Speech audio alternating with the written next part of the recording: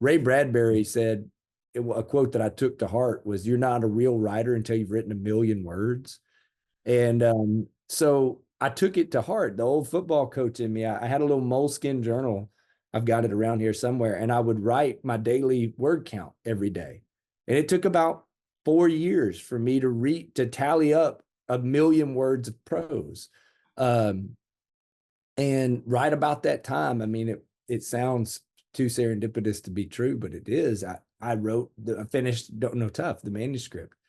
Hello, I'm Derek Cash with the North Little Rock Public Library System. Welcome to Meet the Author. Joining us today is nationally best-selling Edgar Award-winning author Eli Cranor to discuss his gripping crime thriller, Ozark Dogs, which has been named as one of the best crime novels of the year by the New York Times. Thank you for joining us today. Glad to be here, Derek. Thanks for having me. Okay, all right. Let me begin by asking you, how did you learn how to write? Well, my parents were both elementary school public teachers. So I was born over in a town called Forest City, over in eastern Arkansas, just outside of Memphis. And we were always, I mean, they weren't like big bookworms by any means, but being in an elementary kind of household, they were always real serious about, me doing my schoolwork and stuff like that. So I guess taking that question all the way back to the roots of it, that's where I learned to write, to write sentences. Okay. Do you have any favorite authors? I do. I cut my teeth on just really like Southern literature. Some of my favorites are Flannery O'Connor. Larry Brown was a writer out of Oxford, Mississippi. Harry Crews, some of those kind of in that grit lit movement. These days, Jesmyn Ward is a real favorite that does really good Mississippi set stuff. I think she's won the National Book Award like twice now. And that was what I all started on. And I never really set out to write crime fiction. I honestly wasn't like a big thriller reader or anything like that. But what happened was I couldn't find anybody to publish my debut novel, Don't Know Tough. And I had been trying to find an agent and a publisher for about, I guess that was it lasted about 6 years, Oh my goodness. Yeah, trying to get a break to it. And I found a contest that was for a debut crime novel. And so that book did have, I mean, there was a murder at the heart of it. I had just never thought about it in those terms. And what ended up happening then as a result was it won that contest. It got a publishing deal. And so I started trying to do my homework. I started trying to read some crime novels that and one guy in particular that I just have fallen for and have thus now have read all 42 of his novels, including his Westerns, is a guy named Elmore Leonard. So Elmore Leonard is maybe most famed for the Justified TV series with Timothy Oliphant, but he wrote like the books that became like Get Shorty and Out of Sight with George Clooney and Jennifer Lopez. And I just love Elmore Leonard's style. He's just got a really cool style. And I also forgot to mention, I guess it's so obvious but Charles Portis is absolutely influential to almost everything. And True Grit, that's the epigraph in my debut novel, is from a True Grit line. It sounds like they were great examples for you to follow. Along those same lines, though, have you had any mentoring, like when you were in college or even now, someone that you like submit your thing, other than an editor, maybe just to kind of get an idea of what they think? Absolutely. In terms of college, and this actually maybe ties back to your first question, where I really got serious about trying to write fiction was in a intro to creative writing class. I went to Ouachita Baptist. I played football. So I was a back row Methodist who was quarterback for the Baptist football team. And a guy named Johnny Wink was teaching. And he had this intro to creative writing class, and Johnny was just zany as all get out. I mean, he had big Coke bottle glasses. He'd wear these homemade shirts with like Shakespearean couplets on them.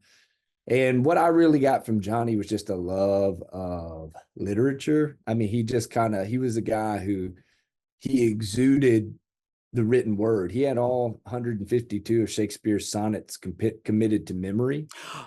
So, and he still does. And Johnny's in his 50th year of teaching now, about to turn 80, and he's still teaching at Ouachita. And he literally carries around with him a Shakespeare sonnets collection, like a little thin paperback edition. And he'll throw it on the desk. It's like a parlor trick, and he'll tell you to flip to any sonnet. And so you might flip to 116, and then he'll say, pick any line. And you pick, okay, Johnny, line 8. And then he'll do this kind of circus act, where he rubs his temples, and he'll tell you what line 8 is, and he's still got him. So Johnny was the guy who really the first dream was I wanted to be Johnny Wink. That was really the first dream, is I wanted to do like what that guy was doing. And for me, I went off and played football after that in Sweden in the European football leagues, and then came back and played or coached for 5 years. And so writing kind of got put on the back burner to football. And then when my daughter was born and I was burning out on football, I started playing when I was 9. I got out when I was 29. So I was about 20 straight seasons of football. And when it was gone out of me, I didn't really know what to do with my time. We had a brand new daughter. I was still teaching public school, teaching English, but football had taken so much time and provided such a structure. And that's when I went really heavy back into writing. And so I still send Johnny everything I write. Every column that comes out in the Democrat Gazette, he reads it before it goes in. Every novel before it's published, he's always my last reader. And in terms of meeting authors along the way and people who have really, really kind of helped in that regard, there's a guy named Ace Atkins, who's in Oxford. He's also a former football player of much higher pedigree than he was on cover of Sports Illustrated at one point, and he writes crime fiction. A Quinn Colson series is what he's maybe best known for. He carried on for Robert B. Parker posthumously. He wrote some of those later Robert B. Parker books. And Ace was so good to me coming up and in those 5 or 6 years, where I was just writing and trying to find my way in to get a foot in the door.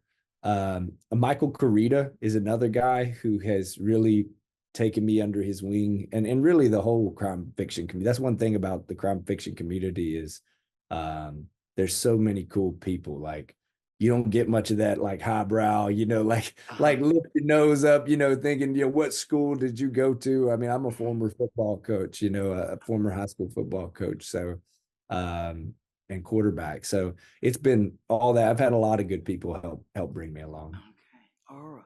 Well, that's a fabulous story. So thank you for sharing it with us. I'm sure the audience will really be intrigued. I certainly was. I was just listening to everything you said. It was just great. About your book now, if it's all right with you, we'll segue to your book, Ozark Dogs. I noticed that guns play a major part. Of course, if you're going to have a crime, almost got to have guns, but they play a major part of your book. How much do you know? What kind of expert are you with guns?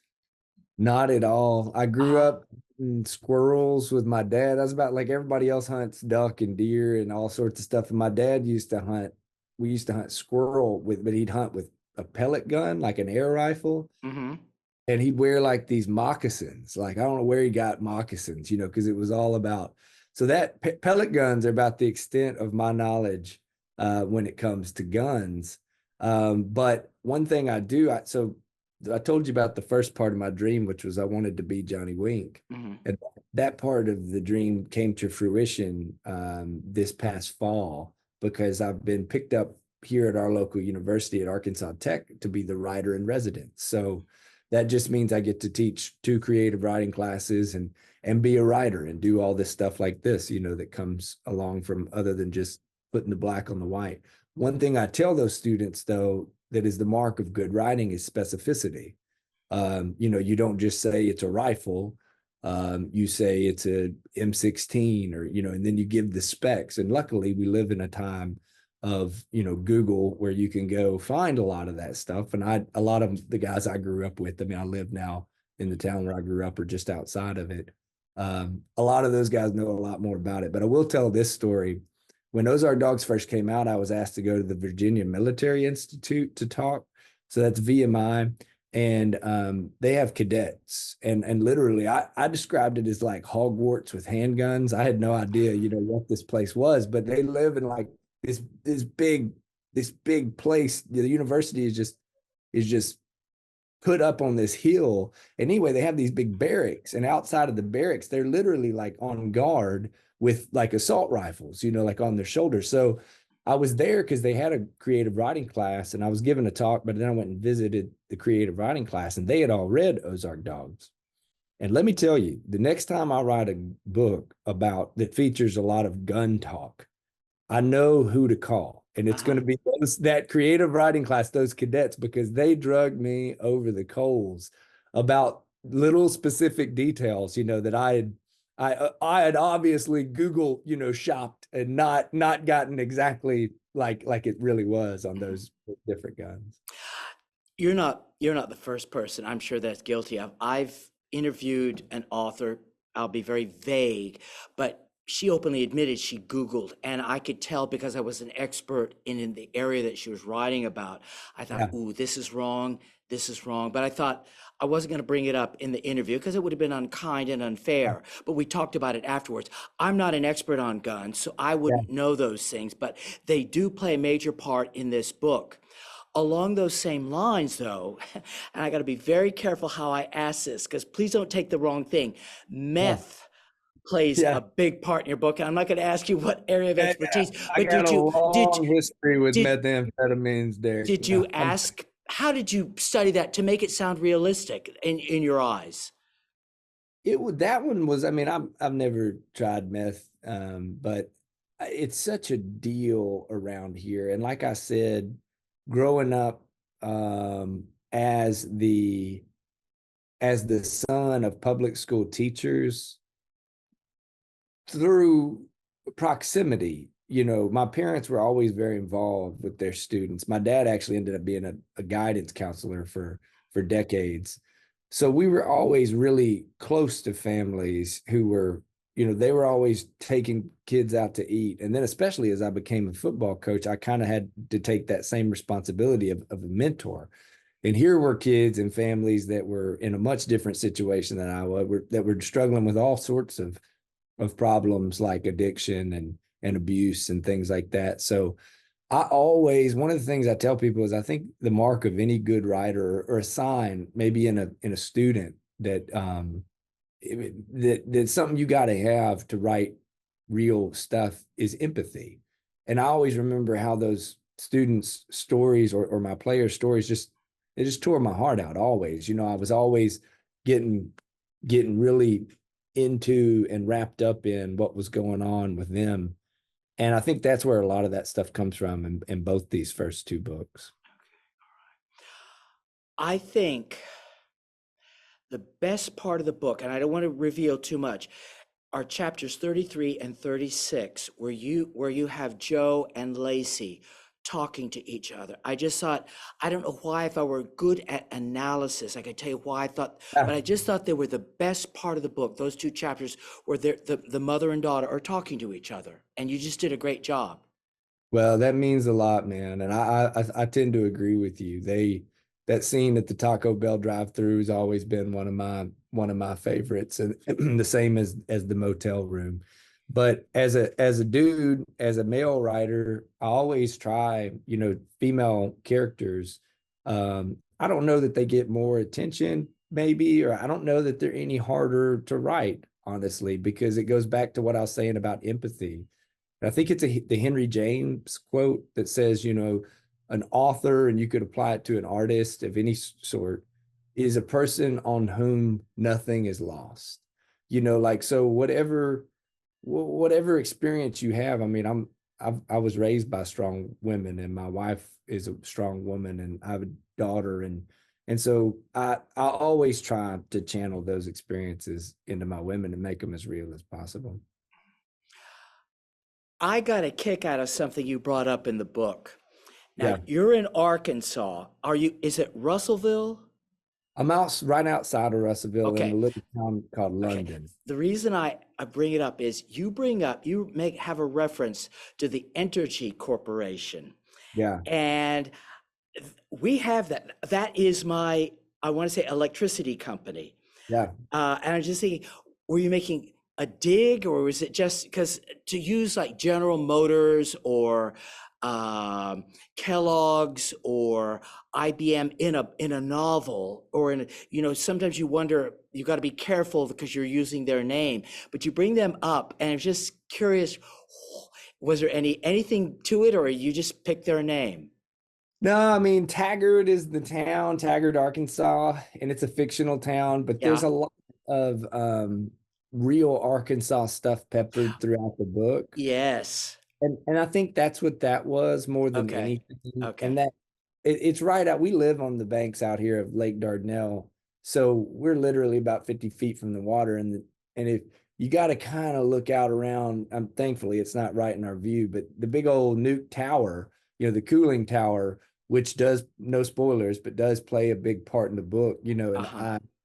I so I'll try to do that. Like I try to pepper in real Arkansas things. Now, the geography won't match. Sometimes the names are changed. It's all just kind of this tapestry of creating something that feels like Arkansas, but also I'm writing about my backyard. I'm writing about my hometown or my home state and so I try to create just a little fictional distance, to keep it like, yeah. I think you hit the nail on the head when you said Jeremiah was afraid of the dying process. He Mm, wasn't afraid of dying. And mm, I just thought that is exactly the way I think. Now, mm. I'm enjoying listening to you, but let me, so that you'll understand, Yeah, I figure when you die, it's just like that. But the dying process, you go to the doctor's office and you find out you've got cancer. And it's not like you'll go home tonight and be a corpse. It could last years. yeah. Or find out you've got Lou Gehrig's disease. And it's that day by day, inch by inch dying. And I thought you couldn't have said it more succinctly when you said that in the book. And I'm so glad you put that in there, because for me, it was true. Yeah. Well, my dad actually said that line to me years ago. We were fishing on Crooked Creek, fishing for smallmouth bass up that's in like Yaleville up in North Arkansas. And I don't even remember what we were talking about, but he said something along the lines of death don't scare me, son, but the process of dying does or something. And at that time, I probably just whoop, just went over my head, but I didn't forget it. And I'm with you. I feel the same way. What do you think of Jeremiah? I mean, that's just an open-ended question. What do you think of Jeremiah? He is he's a character, I'll put it that way. Yeah, I think it was Dostoevsky that said something about, like there's no such thing, and I think a lot of people have said. I think Quentin Tarantino has said this in a different way, and probably a lot of others. There's no such thing as good guys and bad guys, and that's something that both of these first two novels I worked really hard to do. Is that my good guys, which Jeremiah, for those who haven't read it, is the protagonist of the book, and he has chinks in his armor, and then even the bad guys have certain good qualities. So yeah, I like Jeremiah as a character. I like the complexity of him. I like he felt real to me in a lot of ways, which helped. And I just like men of that age. I, I, my both all of four of my grandparents had passed away by the time I was about 12. And so I've had a lot of these kind of older men, father figures in my life who, are just from a different generation. And that's what I was really trying to channel with Jeremiah. Now I'm going to segue to Joe. Yeah. Um, I personally believe that we're all responsible for the decisions that we make. I think most people would think that. And that you and it gets a little tiring when people say, well, my mother was this way or my father was this way. But you wrote in the book something along the lines that Jo carried the sins of her parents. But as I was reading this novel, I think it was Jeremiah that made Jo Mm. carry the sins of her parents. And I was thinking she couldn't escape anything. And although I'm not saying that she can't, isn't supposed to be responsible, but I thought if anyone you could feel sorry for being kind of channeled to make decisions, Jo was, because of her grandfather and just that whole community. Yeah, it's at its heart, I think Ozark Dogs is an examination of tragedy in close quarters. And I'm not saying that a tragedy is a tragedy, but when something happens in a big city, let's say a murder. I mean, how many murders happened in Little Rock yesterday? I don't know, but how many have happened in March? I'm sure there's been a few. Um, and in and in a small town, the reverberations of that are just so different because everybody knows everybody and everybody is in everybody's business. And so, again, I'm not saying a tragedy is not a tragedy in Little Rock. They're all tragedies. I'm just saying the point of this book was for me to kind of look at that. And I think the fulcrum was Jo, was how these decades worth of violence and the ramifications of it, how did it impact all these different people? And so yeah, I definitely think that she had a tough time escaping that, and I don't know what the future will hold for her either. I don't know if it's going to get any easier after all this. Oh, you sort of answered the question I was going to ask you. It was like, I like the ending because it's open-ended. You're left to think what will happen to Jeremiah, Jo, and Colt, and you deliberately kind of left it vague. And I guess, does this mean there'll be a part two, or so? Maybe you can comment on that because I just liked it. It's sort of like an Aesop's fable in a way. Yeah, so I read somewhere along the lines, and this is to say that Ozark Dogs, as it stands when it was published, was like 64,000 words, which is on the smaller end for novels. At one point, the manuscript was over 100,000 words, so there was a lot that was cut from it, kind of boiled down out of it. And what I read that influenced me so much, because my first novel, Don't Know Tough, has a similar sort of just minor note ending. I read somewhere that a good ending should open up instead of close down. And I believe in resolution, and I believe in tying things up, but I also just I mean, these two books are not like Hollywood sort of, endings. They're not Hollywood sort of novels. I don't really Mm. think, they're their own kind of different sort of thing.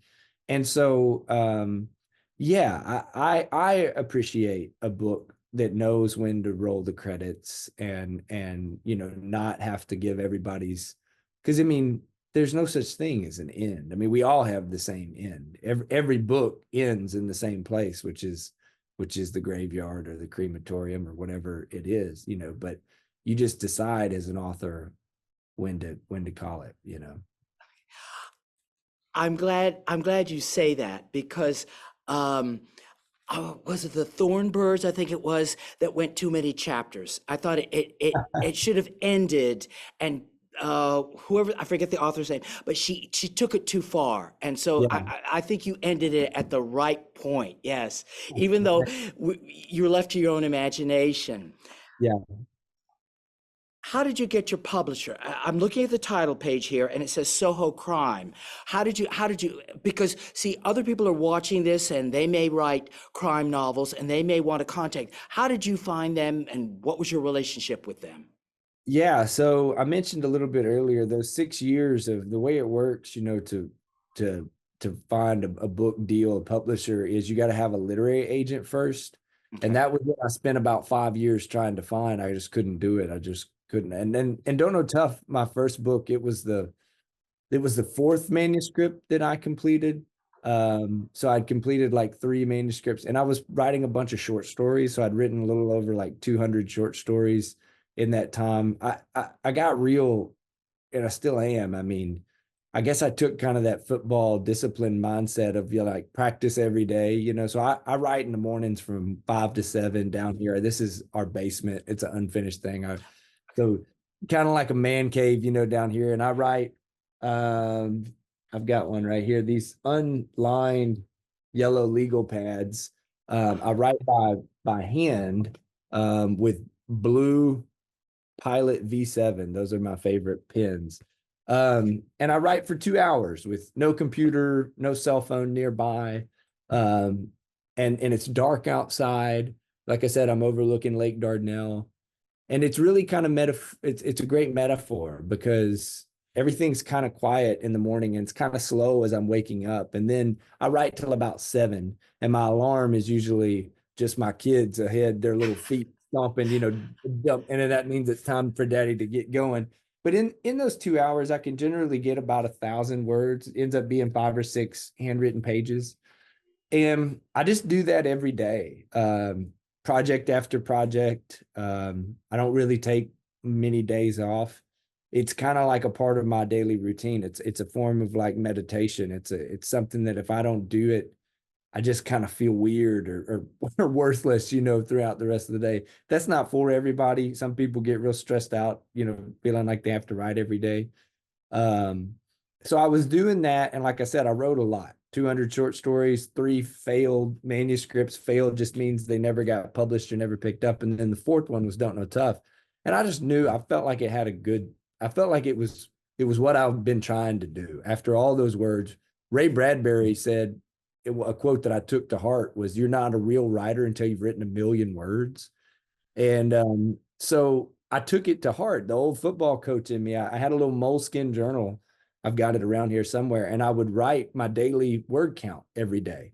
And it took about 4 years for me to tally up 1,000,000 words of prose.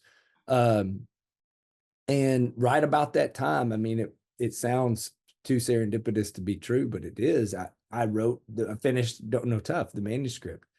Um, and so I'd queried it. It got rejected over 200 times by agents, which just shows you what most literary agents know. And they got a tough bag. I mean, they get a lot of stuff. It's all email. You write a little query letter, and they don't know you from Adam, you know. And so I found that contest. Soho Crime was hosting this one-time deal, and they were hosting a debut. You just couldn't have a novel published, and I submitted it, and that was what got me in the door. So then after that, I had about 5 agents calling and saying, "Hey, would you be interested in representation?" Because I already had a contract in hand. So yeah, both books have been with them. They're distributed by Penguin Random House, but they are an indie imprint, which has been a really nice kind of balance because you get kind of all the creative freedom that you get from an indie, and then you also get, you know, to be out there in front of the bigger audience and in wherever places, you know, all my books have been. Eli, this has been absolutely fascinating. I have totally enjoyed it.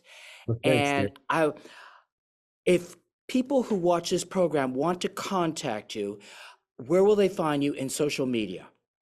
Awesome. Yeah, I've got a website. That's the easiest way to hit me up. Just fine. And luckily I don't think there's another Eli Cranor out there. So my name is pretty easy to find. So you Okay. can find it. The only other thing I wanted to mention, Derek, if you don't Sure. mind, is No, I don't mind.